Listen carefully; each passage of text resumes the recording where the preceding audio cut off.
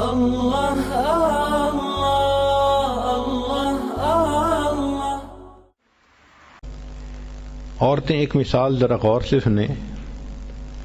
آپ حج کرنے کے لیے جاتی ہیں تو کیا گھر کی ساری چابیاں لے کے ساتھ چلی جاتی ہیں؟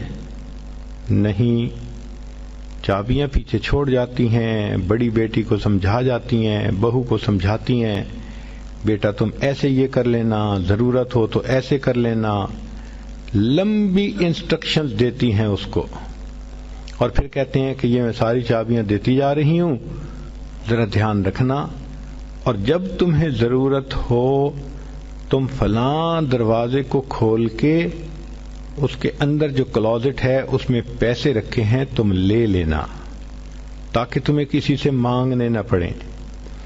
تو ماں جانے سے پہلے اپنے بچوں کو چابیاں دے جاتی ہے کہ میرے بچوں کو غیر کی محتاجی نہ ہو۔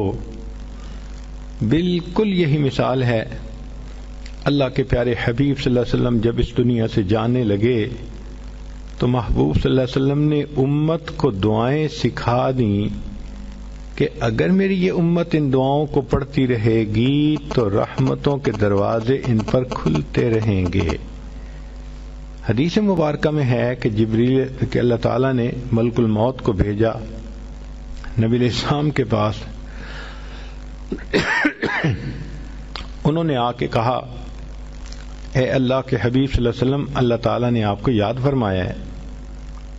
تو نبی علیہ السلام نے کوسچن پوچھا کہ ملک الموت، اللہ تعالیٰ سے پوچھ کے مجھے یہ بتاؤ کہ میرے بعد میری امت کا کیا حال ہوگا؟ تو رب کریم نے فرمایا کہ میرے محبوب، ہم آپ کے بعد آپ کی امت کو بے سہارا نہیں چھوڑیں گے۔ تب نبی علیہ السلام نے فرمایا اچھا اب میں اللہ کے پاس جانے کے لیے تیار ہوں۔ تو اللہ تعالیٰ کے حبیب صلی اللہ علیہ وسلم امت کو بے سہارا چھوڑ کے نہیں گئے،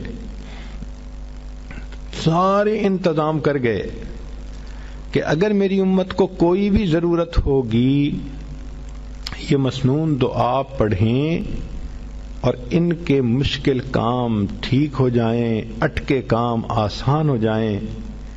سارا کچھ نبی علیہ الصلوۃ والسلام نے ہمیں بتا دیا۔ لا الہ الا اللہ، لا الہ الا اللہ، لا الہ الا اللہ، لا الہ الا اللہ، لا الہ الا اللہ، لا الہ الا اللہ، لا الہ الا اللہ۔